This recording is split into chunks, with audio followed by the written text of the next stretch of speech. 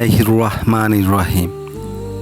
আজকে বড় মনে পড়ছে মরহুম আল্লামা দেলোয়ার হোসেন সাঈদীর কথা, যিনি একটি ওয়াজে বলেছিলেন যে একটি তিমি মাছের বাচ্চা প্রতিদিন অন্তত 20 মণের উপরে দুধ পান করে।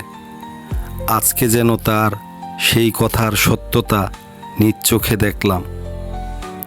একটা তিমি মাছের দুধ খাওয়ার কথা ভাবেন, সে সমুদ্রের সবচেয়ে বড় প্রাণী, তারপরেও তার সন্তানকে বুকের দুধ খাওয়ায়।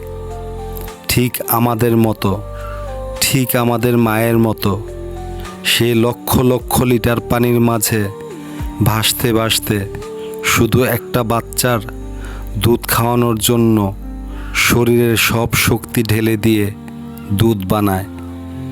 সেই দুধে চর্বি এত বেশি যে পানিতে ভেসে যায় না, সোজা বাচ্চার মুখে গিয়ে পড়ে। এটা কোনো গল্প না, এটা বিজ্ঞান। কিন্তু এর ভেতরে যে মায়া লুকিয়ে আছে সেটা বিজ্ঞান বোঝে না। যখন সে বাচ্চাটাকে দুধ খাওয়ায় তখন পুরো সমুদ্র যেন চুপ হয়ে থমকে দাঁড়ায়, কারণ সেখানে একটা মা তার সন্তানকে বাঁচিয়ে রাখার জন্য নিজের সর্বস্ব বিলিয়ে দেয়।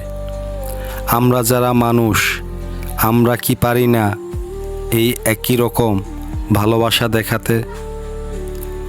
আমরা কত অশ্লীলতা, বেহায়াপনায় ভরা কত YouTube channel subscribe, like, comment এবং শেয়ার করে থাকি, অথচ ইসলামিক চ্যানেলগুলো অবহেলায় পড়ে থাকে।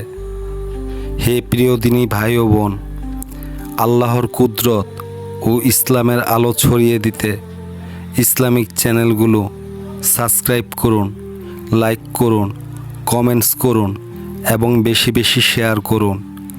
এতে রয়েছে কল্যাণ। আর এটা আমার রুহের ডাক, এটা আমার প্রাণের ডাক, এটা আমার অন্তরের ডাক। আপনারা মুসলিম ভাই ও বোনেরা সারা দিন, দিন ইসলাম জিন্দাবাদ।